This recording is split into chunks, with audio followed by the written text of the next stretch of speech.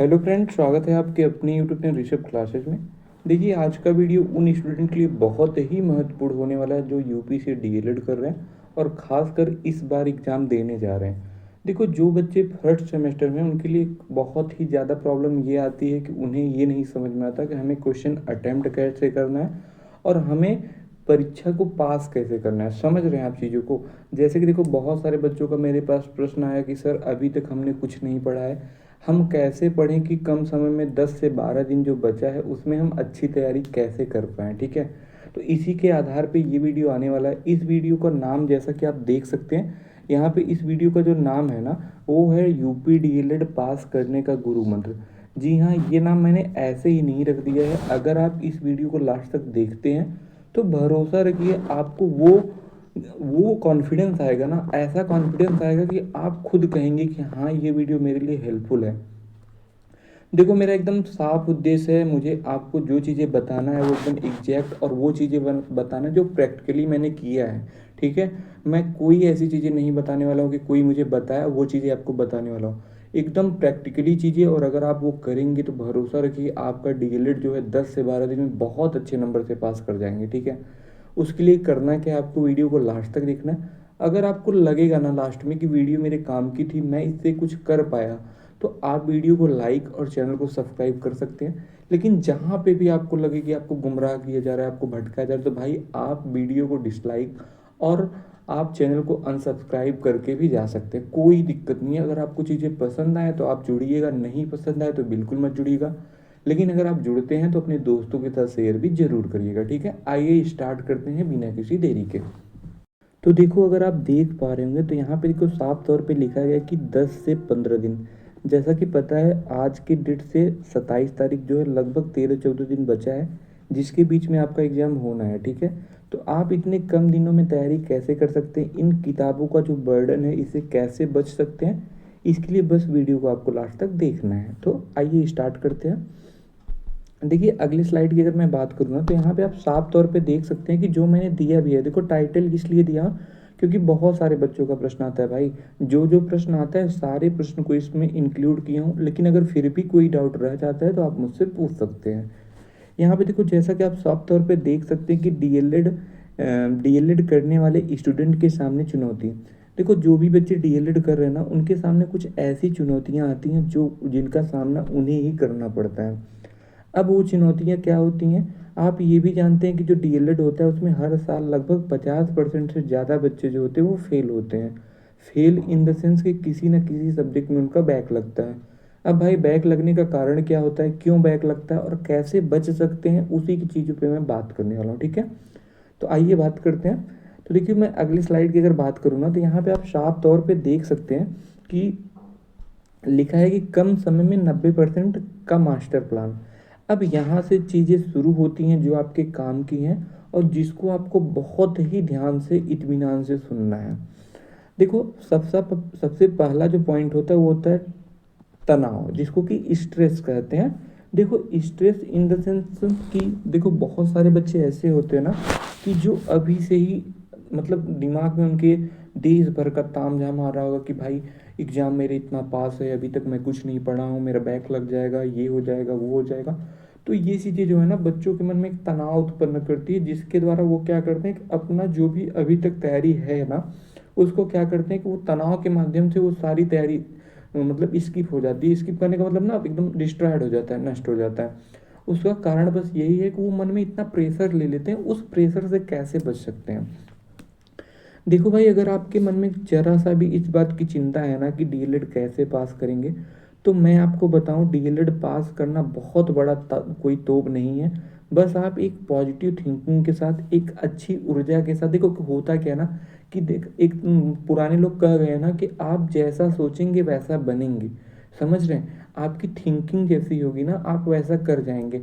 बहुत लोग ऐसे भी होते हैं, कोई काम नहीं, मतलब बहुत बड़ा काम होता है, उसको छोटे छोटे पार्ट में करके डिवाइड करके क्या करते हैं, उस बड़े काम को भी अचीव कर लेते हैं। दशरथ मांझी का नाम आपने सुना होगा। दशरथ मांझी जो थे, वो पूरे पर्वत को तोड़ के रास्ता बना दिए थे भाई। तो देखो, आपको बिल्कुल स्ट्रेस नहीं लेना है कि डीएलएड का एग्जाम कोई बहुत बड़ा तोप है, बहुत बड़ा ये है, आपको कुछ नहीं सोचना है। बस ये सोचना है कि जितना भी समय बचा है हम कर जाएंगे, ठीक है? तो पहली चीज़ ये है कि आपको पॉजिटिव थिंकिंग रखना है मन में, और एक अच्छी ऊर्जा के साथ जो भी दिन है आपका समीप आ रहा है जो दिन ना, उसको डे बाय डे क्या करना है, एक पॉजिटिव थिंकिंग के साथ गुजारना है। समझ रहे हैं आप? अब देखो सेकंड पॉइंट क्या है। सेकंड पॉइंट में आप लोग देख सकते हैं कि जो डीएलएड के प्रशिक्षु होते हैं ना, देखो डीएलएड वालों को क्या कहा जाता है, प्रशिक्षु, ठीक है। तो ऐसे स्टूडेंट जिनकी तैयारी बिल्कुल नहीं हुई है, देखो भाई अगर ऐसे स्टूडेंट हैं जिन्होंने अभी तक बिल्कुल नहीं पढ़ा है, वो स्टूडेंट इसी कैटेगरी में आ सकते हैं कि उन्होंने किसी प्राइवेट कॉलेज से नाम लिखा लिया होगा और वो बाहर जॉब कर रहे होंगे, क्योंकि देखो बहुत सारी समस्याएं होती हैं भाई बच्चों के साथ। और होता क्या है ना कि बहुत बच्चे नाम लिखा लेते हैं, उनके ऊपर पारिवारिक इतना बर्डन आ जाता है कि वो क्लास नहीं ले पाते हैं, जाते हैं जॉब करने और जॉब के साथ साथ पढ़ाई करते हैं। और दूसरा कंडीशन ये होता है कि कुछ बच्चे होते हैं जो कॉम्पिटिटिव एग्जाम की तैयारी करते रहते हैं और उनका जो डीएलएड के प्रति रुझान ना उतना नहीं रहता, वो सोचते हैं कि लास्ट दिन में हम पढ़ लेंगे और अच्छा नंबर गेन कर लेंगे। तो देखो दो टाइप के लोग होते हैं। पहले बच्चे वो होते हैं जिन्होंने क्लास नहीं किया है, जिनके ऊपर पारिवारिक बर्डन है, चाहे वो लड़की हैं चाहे वो लड़के हैं। एक बच्चे वो हैं जो कॉम्पिटिटिव एग्जाम की तैयारी कर रहे हैं, ठीक है। तो देखो फर्स्ट टाइप के जो बच्चे हैं जिन्होंने तैयारी अभी बिल्कुल नहीं की है और वो जॉब कर रहे हैं, तो भाई देखो जितना भी समय बचा है ना, जैसे देखो अगर आप फर्स्ट सेमेस्टर में हैं तो भी आपको 8 सब्जेक्ट का एग्ज़ाम देना है, और आप अगर थर्ड सेमेस्टर में तो भी आपको 8 ही सब्जेक्ट का एग्ज़ाम देना है। समझ रहे हैं? 8 सब्जेक्ट का एग्ज़ाम जो होता है, पहले दिन 2 एग्ज़ाम होता है, दूसरे दिन क्या होता है कि आपका 3 एग्ज़ाम होता है, और तीसरे दिन भी आपका 3 एग्ज़ाम होता है। ऐसे आपका पेपर होता है, मतलब 3 दिन में 8 पेपर, ठीक है। और कंटिन्यू पेपर होता है, आपने जैसा कि टाइम टेबल देख भी लिया होगा। एक तारीख का जो एग्ज़ाम है उसको पोस्टपोन करके 3 तारीख को किया गया। बाकी आपका जितना भी एग्ज़ाम है सारे एकदम क्या है कि सीक्वेंस में है, डिवाइड मतलब बिना समय अंतराल के हैं, ठीक है। अब करना क्या है, देखो अब आपको करना क्या है कि इन 8 सब्जेक्टों की तैयारी कैसे करनी है, जो बच्चे प्रिपरेशन बिल्कुल नहीं किए हैं और जो जॉब कर रहे हैं। देखो जो बच्चे अगर जॉब कर रहे हैं ना भाई, और अभी उनको करना क्या है कि अगर उन्होंने सीरीज लिया है तो ठीक है, अगर उन्होंने सीरीज नहीं लिया है तो सीरीज ले लीजिए। क्योंकि बहुत सारे बच्चे हैं भाई जो जॉब कर रहे हैं, वो सोच रहे हैं हम यूट्यूब से पढ़ लेंगे पास हो जाएंगे। देखो यूट्यूब का मतलब ये होता है ना कि देखो आप यूट्यूब से अगर पढ़ रहे हैं तो वो चीज़ें आपके दिमाग में आएंगी तो ठीक है, लेकिन आप उन चीज़ों को देखो प्रैक्टिकली कर नहीं पाएंगे। और यूट्यूब वाले वही करा रहे हैं जो आपकी सीरीज पे हैं। और देखो जो क्वेश्चन वो 10 क्वेश्चन, अगर मान लो भाई 10 क्वेश्चन वो 20 मिनट में करा रहे हैं, तो आप 10 क्वेश्चन 2 से 3 मिनट में पढ़ सकते हैं, ठीक है। भरोसा रखिए अगर वो ऑब्जेक्टिव 10 क्वेश्चन 20 मिनट में करा रहे हैं तो आप उस 10 क्वेश्चन को 2 से 3 मिनट में कर सकते हैं। तो हम अपने टाइम को क्यों बर्बाद करें। मेरे कहने का मतलब सिर्फ इतना है कि अगर मैं भी वीडियो बनाऊँ तो आप मेरी भी वीडियो को मत देखिए, क्योंकि देखो आपके लिए आपका समय इंपॉर्टेंट है, आपके लिए मेरा पैसा या मेरा व्यू इंपॉर्टेंट नहीं है। इसलिए अगर आपके पास टाइम नहीं है तो आप सीरीज को प्रेफरेंस दीजिए और आप जाइए मार्केट से कोई सा भी सीरीज लाइए, चाहे वो राजन हो चाहे वो पवन हो। अब देखो सीरीज खरीदने के बाद सबसे बड़ा एक दिक्कत ये होता है कि सारे बच्चे कहते हैं कि सीरीज में गलत क्वेश्चन दिया रहता है। जी हाँ भाई, सीरीज में जो क्वेश्चन होते हैं ना, जो ऑब्जेक्टिव क्वेश्चन होते हैं वो गलत दिए रहते हैं। बहुत क्वेश्चन नहीं गलत रहता, 2 से 4 क्वेश्चन ऐसे रहते हैं जो गलत रहते हैं। तो उसके लिए करना क्या, आपको किसी भी यूट्यूबर या किसी भी टीचर का सहारा लेना है और उसको सारे भी जितने ऑब्जेक्टिव गलत हैं सारे ऑब्जेक्टिव को सही कर लेना है, ठीक है। अब अगर आप ऑब्जेक्टिव को सही कर लेते हैं तो करेंगे क्या कि अब सारी चीज़ें आपके पास हो गई। अब 8 सीरीज को, ये जो भी आपका टाइम बचा है, डेली क्या करिए, आप अंतिम सीरीज से स्टार्ट कीजिए। जैसे कि 8वां सीरीज, 8वां प्रश्न पत्र आपका मान लो कंप्यूटर है, ठीक है। तो आपको करना है क्या, 8वें प्रश्न पत्र से पढ़ना स्टार्ट करना है और आप पहले 8वां प्रश्न पत्र पढ़िए। और देखिए जो सीरीज है ना, बहुत बच्चे कह रहे थे भाई सीरीज बहुत मोटी है सर, हम नहीं पढ़ पा रहे हैं, कम टाइम बचा है। तो सीरीज को आपको पढ़ने का जो सबसे बेस्ट तरीका है ना, आपको करना है क्या है कि जो लघुत्तरी प्रश्न है और बहुविकल्पी प्रश्न है उन्हीं को बस पढ़ना है। अगर आप लघुत्तरी प्रश्न पढ़ लेते हैं ना, तो भरोसा रखिए उसी से मिलते जुलते सारे प्रश्न जो होते हैं आपके लघुत्तरी के होते हैं। समझ रहे हैं?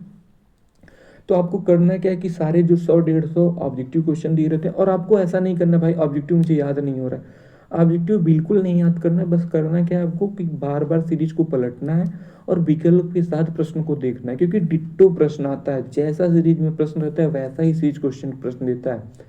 बस अगर आप विकल्प को विथ क्वेश्चन देखे रहेंगे तो आपको वहाँ पे ऑटोमेटिक चीज़ें क्लिक कर जाएंगी, ठीक है।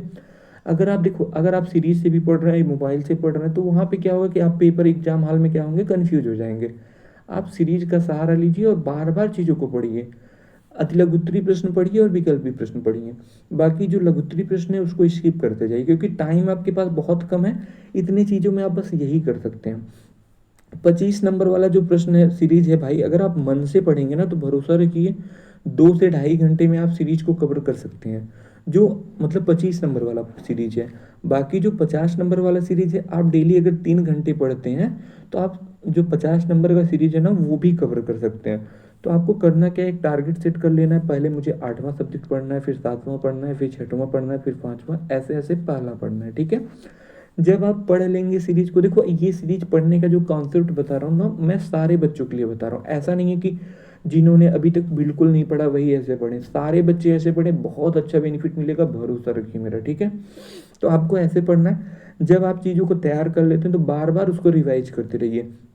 एक बार 3 घंटा पढ़ेंगे ना, तो अगले दिन जब आप उसी सीरीज को पढ़ेंगे तो आपको सिर्फ 1.5 घंटे टाइम लगेगा। फिर अगले दिन पढ़ेंगे ना तो आप समझिए कि 40 से 45 मिनट में उस सीरीज को कवर कर लेंगे। फिर जब नेक्स्ट डे पढ़ेंगे तो 30 मिनट में आप पूरी सीरीज को देख लेंगे जल्दी जल्दी, क्योंकि आप वो चीज़ें 2 से 3 बार पढ़ चुके हैं, ठीक है। तो ऐसे आप कर सकते हैं। देखो भाई, करना क्या, आपको सीरीज लेना और सीरीज को एकदम रट डालना है, बिल्कुल यूट्यूब पर सहारा नहीं लेना। अगर आप भरोसा रखिए, अगर आप जितना मैं बता रहा हूँ बस इतना पढ़ के जाते हैं ना, अति लघुत्री और विकल्प बहुविकल्पी, तो आपका भरोसा रखिए बैक तो नहीं लगेगा और 90% के ऊपर आंसर आपका जो रिजल्ट होगा वो बनेगा। क्योंकि जो अति लघुत्री से प्रश्न होते हैं ना, वो एकदम प्रश्न होते हैं लघुत्री वाले प्रश्न को थोड़ा सा बड़ा लिख दिया जाता है, यही होता है। अभी कैसे लिखते हैं, क्या लिखते हैं, वो भी मैं बताता हूँ आपको, ठीक है। तो अब देखिए, जो थर्ड पॉइंट हमारा आ रहा है वो थर्ड पॉइंट क्या है।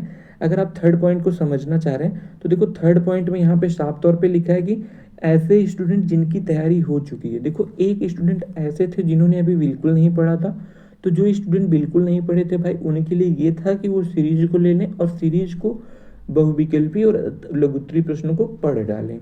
और उसमें देखो 2 टाइप मैंने बताया था, एक तो जिन्होंने बिल्कुल नहीं पढ़ा है और एक जिन्होंने क्या किया है कि कॉम्पिटिटिव एग्जाम के साथ पढ़ा है। अगर भाई आप कॉम्पिटिटिव एग्जाम के साथ पढ़ रहे हैं तो भी आपके लिए यही कॉन्सेप्ट है कि आप सीरीज को लीजिए, रट डालिए। बाकी आपका जो पूर्व ज्ञान है, अगर आप कॉम्पिटिटिव एग्जाम की तैयारी कर रहे हैं तो पेपर हॉल में बहुत हेल्प करेगा, आप उसको बिल्कुल मतलब बेफिक्र होके जाइए, ठीक है।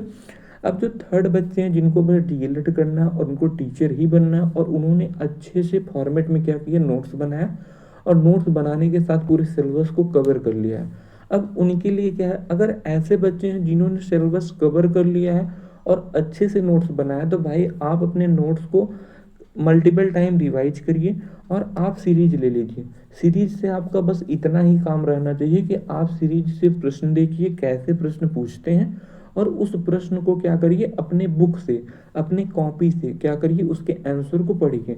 क्योंकि जब आप देखो आधे पन्ने का आंसर पढ़ेंगे ना, तो आपका 3 से 4 लाइन ऐसा होगा जो आपके दिमाग में बैठ जाएगा। और अगर आप वही 3-4 लाइन अंडरलाइन करके कॉपी में लिख के आते हैं ना, भरोसा रखिए आप 95-96% से कम नहीं पाएंगे, क्योंकि बहुत सारे बच्चों को मैंने देखा है, ठीक है। अगर आपकी राइटिंग अच्छी है तो आप भरोसा रखिए 90% के ऊपर तो एकदम कन्फर्म है आप पाएंगे। तो ये चीज़ें ध्यान में रखिएगा। आपको करना क्या है, बस सीरीज से क्वेश्चन देखना है और उस सीरीज से क्वेश्चन देख के अपनी कॉपी से क्वेश्चन को पढ़ना है और उसको बार बार चीज़ों को रिवाइज करना है, ठीक है। आपके लिए बस इतना ही काम है। एग्जाम तक आप ये पढ़िए।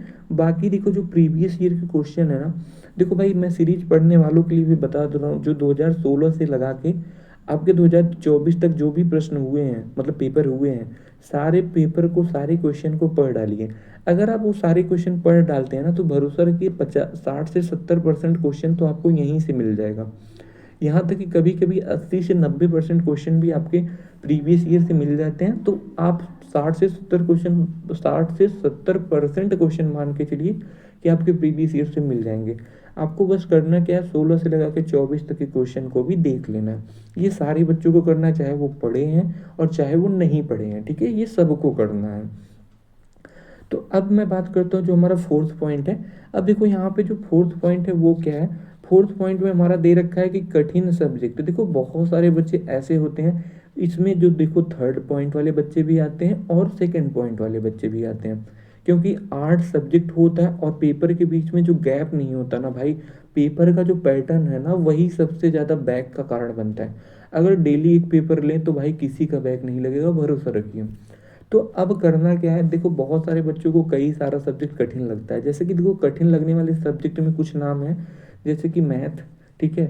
मैथ कुछ बच्चों को कठिन लगता है, कुछ बच्चों को संस्कृत कठिन लगता है, और कुछ बच्चे जो होते हैं जिनको इंग्लिश कठिन लगता है।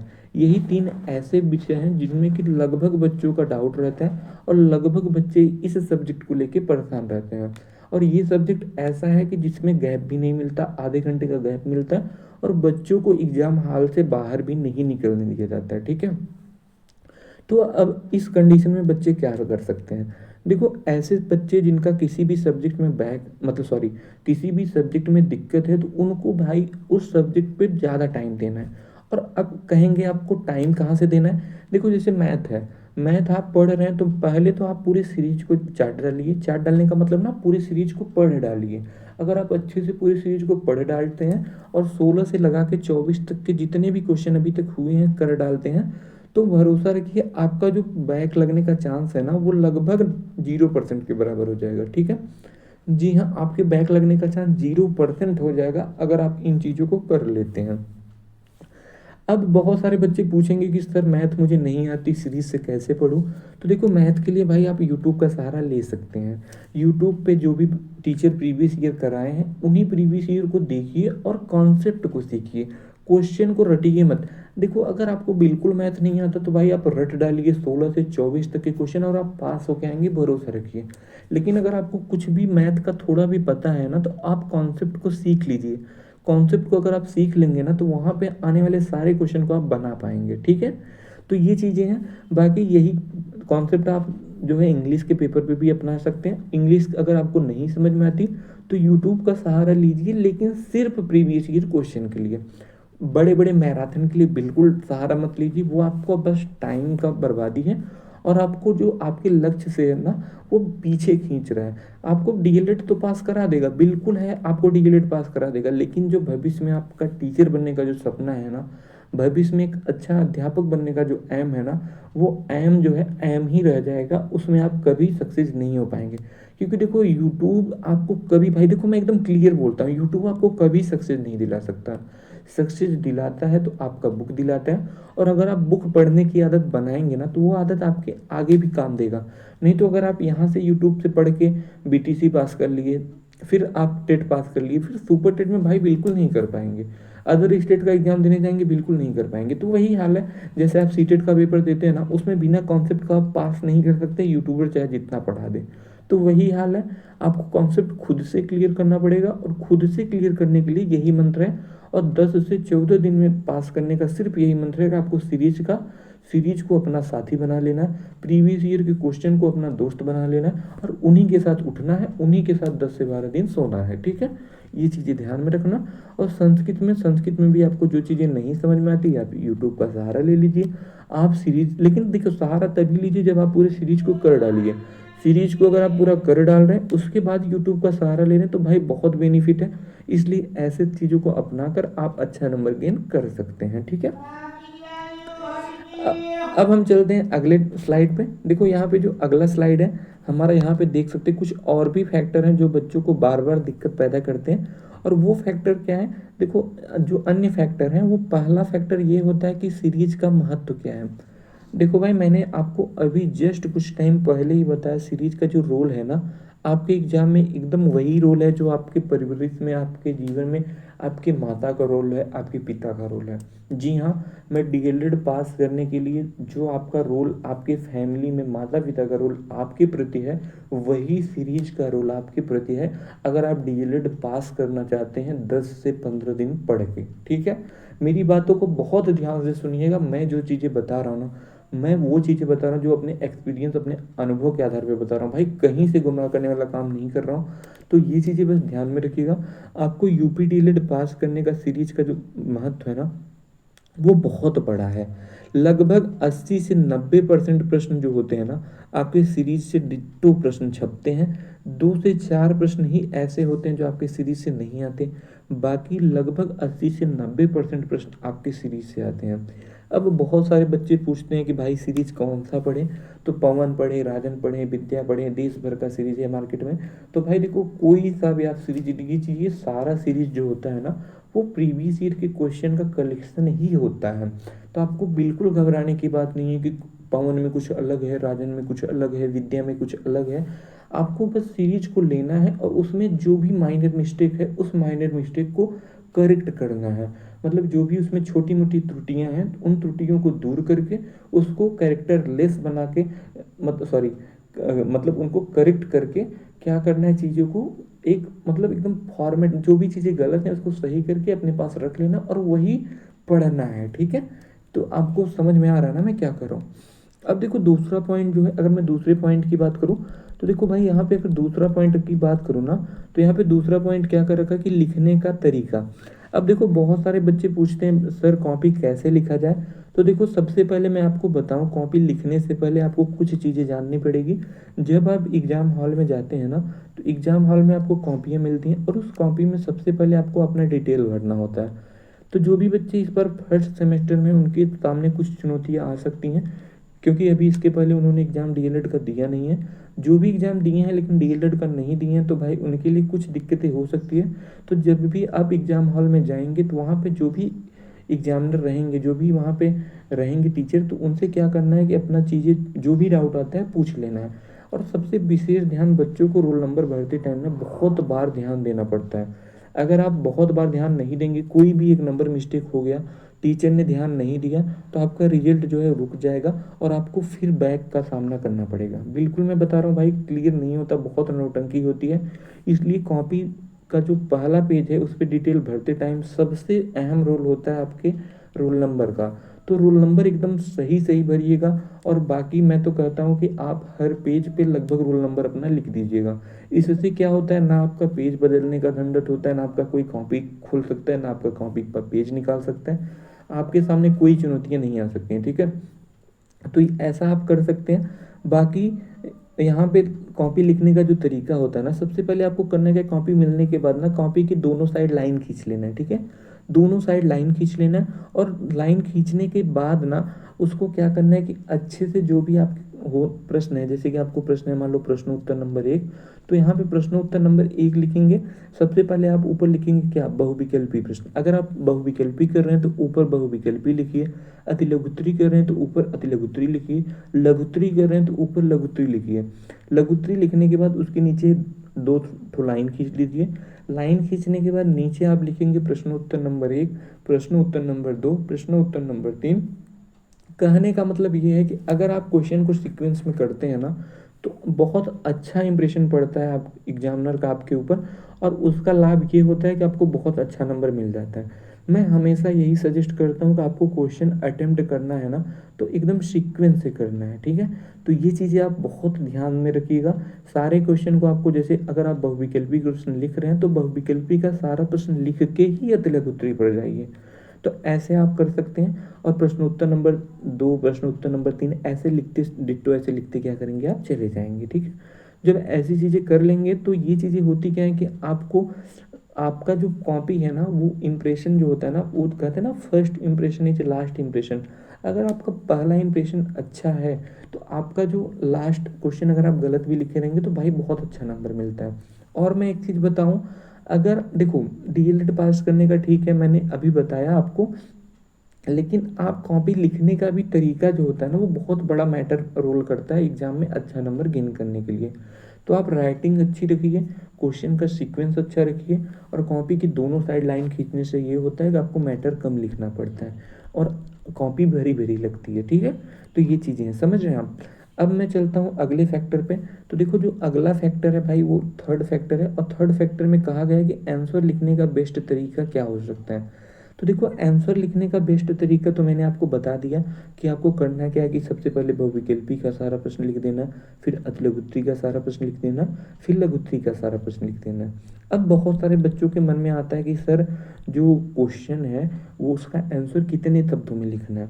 देखो भाई, अगर आप बहुविकल्पी का तो एक शब्द में आंसर होगा, और जो अतिलघुत्तरी होगा उसका भी लगभग एक शब्द या एक लाइन में उत्तर होता है। इससे ज़्यादा लिखने का बिल्कुल प्रयास मत करिएगा अति लघु उत्तरीय प्रश्न, क्योंकि इससे ज़्यादा लिखेंगे तो वो काट देगा, क्योंकि उसे पता चल जाएगी आपने उसे बहकाया है। क्योंकि देखो जो उत्तर एक शब्द का है, अगर आप उसको एक पन्ने में लिखेंगे तो आपको बिल्कुल एक नंबर नहीं मिलने वाला, ये भरोसा रखिए, क्योंकि मैंने कॉपी चेक होते देखा है, इसलिए मैं चीज़ों को आपको आपके सामने रख रहा हूँ। ठीक है, अब मैं बात करता हूँ कि जो लघुत्तरीय प्रश्न है, तो देखो लघुत्तरीय प्रश्न लिखना जो तरीका है तो वो तो आपका वैसे ही रहेगा। लघुत्तरीय लिखेंगे, उसके नीचे दो डैश देंगे, फिर जो प्रश्न का नंबर रहेगा वो डालेंगे। इसके बाद जो आंसर लिखेंगे ना, देखो एक पूरा पेज मिलेगा आपको, तो उस पेज में ना एक पेज में दो आंसर लिखिए, दो दो नंबर वाला। कहने का मतलब देखो, आधे पेज में एक आंसर, फिर आधे पेज में दूसरा आंसर, ये चीज़ें विशेष ध्यान में रखिएगा। देखो इससे ज़्यादा लिखेंगे तो आपका टाइम मैनेज नहीं हो पाएगा, या तो आप बहुत गंदी राइटिंग में लिखेंगे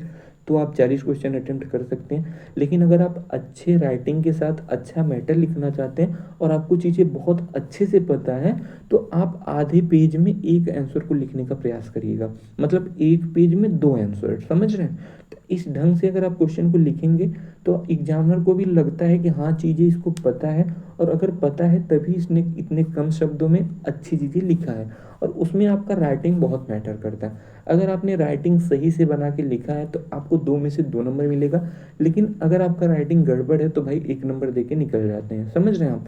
चाहे अगर उसके अलावा आप कह रहे हैं कि हम एक पन्ना पूरा एक पेज में एक प्रश्न आंसर लिखेंगे, तो भी भाई आपको 2 ही नंबर मिलना है। आप लिख के देख लो, लास्ट में होगा क्या कि आप 4 से 5 क्वेश्चन छोड़ के आएंगे। तो ऐसा नहीं करना है, आपको क्वेश्चन कोई भी नहीं छोड़ना है, इसलिए आपको टाइम मैनेजमेंट भी बहुत इत्मीनान से करना है। ठीक है, अब बात करता हूँ जो अगला फैक्टर है। देखो अगला फैक्टर क्या है कि अगला फैक्टर हमारा ये है कि कुछ अन्य बातें। देखो अन्य बातें में कैसे हम टाइम मैनेजमेंट कर सकते हैं, कैसे चीज़ों को अच्छे से हैंडल कर सकते हैं। अब यहाँ पे हम थोड़ी सी बातें करते हैं जिसका कि आपके एग्ज़ाम हॉल में इम्प्लीमेंटेशन जो है बहुत बड़ा रोल फैक्टर करेगा कि आप कितना नंबर पाएंगे। अब देखो सबसे पहले जब आप एग्ज़ाम हॉल में जाएंगे तो आपको मैंने बताया कि आपको अच्छे से अपना डिटेल भर लेना है। डिटेल भरने के साथ आपको क्वेश्चन, जैसे सबसे पहले आप प्रयास कीजिए कि आप बहुविकल्पी से ही आंसर कॉपी लिखना स्टार्ट कीजिए। ठीक है, अगर आप बहुविकल्पी से कॉपी लिखना स्टार्ट करते हैं तो अगर आप देखो 25 नंबर का प्रश्न पत्र लिख रहे हैं तो आपको 5 बहुविकल्पी मिलेंगे। अगर आप 50 नंबर का प्रश्न पत्र लिख रहे हैं तो आपको 15 बहुविकल्पी मिलेंगे। तो आपको करना है क्या है कि जैसे ही आपको कॉपी मिलती है, जब भी कॉपी मिली तो आप डिटेल भर लीजिए। डिटेल भरने के बाद दोनों साइड लाइन खींच लीजिए पूरे कॉपी में। कॉपी में लाइन खींचने के बाद बहुविकल्पी लिखिए। उसके बाद प्रश्नोत्तर नंबर 1 से लेकर 15 तक लिख डालिए, एक एक लाइन छोड़, दो लाइन छोड़ के, दो लाइन छोड़ के। ये मैं बातें फर्स्ट सेमेस्टर वाले बच्चों के लिए खासकर बता रहा हूँ, क्योंकि वो पहली बार एग्जाम देने जा रहे हैं, तो टाइम कैसे मैनेज कर सकते हैं उसके लिए मैं बता रहा हूँ। ठीक है, तो क्या करना है कि आपको मतलब पेपर मिलने से पहले ही आप प्रश्नोत्तर नंबर 1, प्रश्नोत्तर नंबर 2, प्रश्नोत्तर नंबर 3 ऐसे लिखते चले जाइए, दो लाइन 3 लाइन के गैप में। ठीक है, एग्जाम देखो कॉपी में जो वहाँ पे टीचर रहेगा वो मना करेगा कि आप कॉपी मतलब ये मत लिखिए, प्रश्न पहले मत डालिए, दिक्कत हो जाएगी, ये हो जाएगी। भाई बिल्कुल मत परेशान होइएगा, कुछ नहीं होता, बस आप चीज़ों को छिपा के अपना पूरा लिख डालिए। फिर जब पूरा 15 प्रश्न लिख लेते हैं तो उसके बाद अतिलघुत्री डाल दीजिए। अतिलघुत्री का प्रश्नोत्तर नंबर 16 डाल के छोड़ दीजिए। ठीक है, अब देखिए अतिलघुत्री में भी आपको नहीं लिखना है कि भाई पूरा अतिलघुत्री हम लिख डालें 16, 17, 18, 19, 20, ये नहीं करना है। बस आपको बहुविकल्पी में सारे विकल्प डाल लेने, क्योंकि उसमें पता है कि आपको जो आंसर लिखना है एक शब्द का लिखना है। तो अब जब इतना आप डाल लेंगे ना, तो आपका जो टाइम होगा वो भी मैनेज हो जाएगा और आप अच्छे से चीज़ों को मतलब साफ और स्वच्छ लिख पाएंगे। अब इसके बाद क्या करेंगे, जैसे ही प्रश्न मिलता है, प्रश्न पत्र मिलता है, तो उसमें क्या करेंगे, आप अपने जो भी आंसर रहेंगे उसमें लिखेंगे। अब देखो आंसर कैसे लिखेंगे, आंसर लिखते टाइम ना, जैसे बहुविकल्पी लिखते टाइम सबसे पहले जब आपने लिखा कि बहुविकल्पी लिखा, फिर प्रश्नोत्तर नंबर 1 डाला। अब यहाँ पे मान लीजिए जो पहला प्रश्न है, पहले प्रश्न का मान लीजिए आंसर ए सही है। ठीक है, तो आप लिखेंगे कि यहाँ पे तो प्रश्नोत्तर नंबर 1 लिखे ही रहेंगे, तो यहाँ पे 1 लिखने का कोई ज़रूरत नहीं है, समझ रहे हैं आप। तो यहाँ पे 1 लिखने का कोई ज़रूरत नहीं। देखो मैं फिर से बता रहा हूँ, कन्फ्यूजन नहीं होना चाहिए। यहाँ पे प्रश्नोत्तर नंबर 1 लिखेंगे। ठीक है, प्रश्नोत्तर नंबर 1 लिखा। अब यहाँ पे करेंगे क्या कि इसके नीचे लाइन खींच दीजिएगा। ठीक है, अच्छा इंप्रेशन पड़ेगा। अब यहाँ पे जैसे आपका ऑप्शन ए सही है। तो आप यहाँ पे लिखेंगे ऑप्शन ए। ऑप्शन ए में समझिएगा रमेश सही है, सपोज दैट रमेश विकल्प सही है, तो रमेश लिखेंगे और रमेश लिखने के बाद उसके सामने एक छोटा सा बॉक्स बनाएंगे और उसको टिक कर देंगे। ऐसे ही फॉर्मेट आपका सारा प्रश्न, जब बहुविकल्पी प्रश्न करेंगे तो उसमें रहेगा, और सारे सब्जेक्ट में यही फॉर्मेट अपनाएंगे, ठीक है। अगर ये फॉर्मेट आप अपनाते हैं तो बहुत ही अच्छा लगता है और टीचर को भी कन्फ्यूजन नहीं होता कि कौन सा विकल्प है कौन सा क्या है। तो ऐसे आप चीज़ों को कर सकते हैं और ऐसे आप टाइम का मैनेज भी कर सकते हैं, ठीक है। और आपको सबसे विशेष ध्यान ध्यान क्या देना है कि आपको कोई भी प्रश्न छोड़ना नहीं है। अगर आपको लगता है कि आपको उस प्रश्न का उत्तर नहीं पता है तो आप बिल्कुल उस प्रश्न का उत्तर कुछ भी लिख के आइए भाई, कुछ ना कुछ नंबर मिलेगा। कहते हैं ना कि ना करने से अच्छा कुछ तो करो। तो इसलिए आप बिल्कुल, अगर आपको जो भी समझ में आता है आप उस प्रश्न का उत्तर कुछ भी लिख के आइए, लेकिन उस कंडीशन में लिख के आइए जब आपको कुछ नहीं पता है। और वो चीज़ें अपने आसपास से कहीं से भी पूछ लीजिए, दो चार लाइन अगर पता चल जाता है तो बना के लिख दीजिए। अब एक मैटर और आता है कि कितना मैटर करता है बहुविकल्पी और अतिलघुत्री पास होने में। तो देखो भाई, अगर मैं पास करने का जो रास्ता होता है ना, अगर मैं उसका बताऊं तो सबसे बड़ा फैक्टर होता है कि आपके ऑब्जेक्टिव कितने सही हैं और आपके अतिलघुत्री कितने सही हैं। क्योंकि मैंने कॉपी को चेक होते एकदम करीब से देखा है। तो जब कॉपियाँ चेक करते हैं ना टीचर, तो भाई बिल्कुल क्या करते हैं, बस आपके बहुविकल्पी प्रश्न को देखते हैं। जैसे कि सपोज करो आप 15 नंबर वाला बहुविकल्पी कर रहे हैं, तो 15 प्रश्न में अगर आपका 12 से 13 प्रश्न सही होता है, कम से कम मैं बता रहा हूँ, तो आपका बैक लगने का कोई चांस नहीं है, ठीक है। अगर आपका 12 से 13 प्रश्न अतिलघु मतलब बहुविकल्पी में प्रश्न सही हो जाता है, और आपका इसके बाद जो होता है 16 से लगा के 30 तक का मतलब आपका होता है अतिलघुत्री। तो अगर मान लीजिए उसमें भी आपका सही हो जाता है, मतलब लगभग 80%, तो आप मान के चलिए कि अगर आप लघुत्री गलत भी लिख के आए हैं ना, तो आप अच्छे नंबर के साथ पास हो जाएंगे। लेकिन अगर यही जो आपका विकल्पी है, अगर यही विकल्पी 7 से 8 पे आया, तो भाई बहुत बड़ा जो होता है ना डेडलाइन आपके पासिंग और आपके बीच में पड़ जाता है, जो कि बहुत बड़ा रोल मतलब फैक्टर जो होता है वो क्रिएट करता है आपके पास या फेल होने में, समझ रहे हैं। तो आप जहाँ तक प्रयास करिए कि आपका जो विकल्पी प्रश्न है ना, आपके विकल्पी प्रश्न गलत ना होने पाए।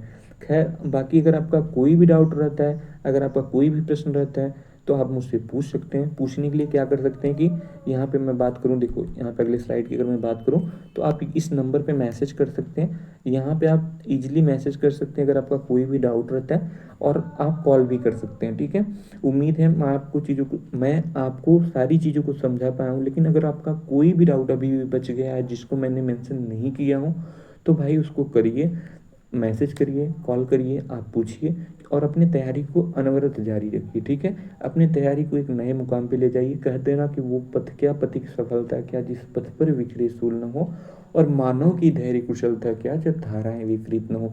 तो भाई मानव का परीक्षण जो होता है ना, मानव का जो पता तभी चलता है जब धाराएं विपरीत होती हैं। एक नाविक जो होता है ना, जो नाव खेता है, उसका तभी पता चलता है कि उसके अंदर क्या कला है, क्या एबिलिटी है, जब वो जो धारा होती है ना वो विपरीत में होती है।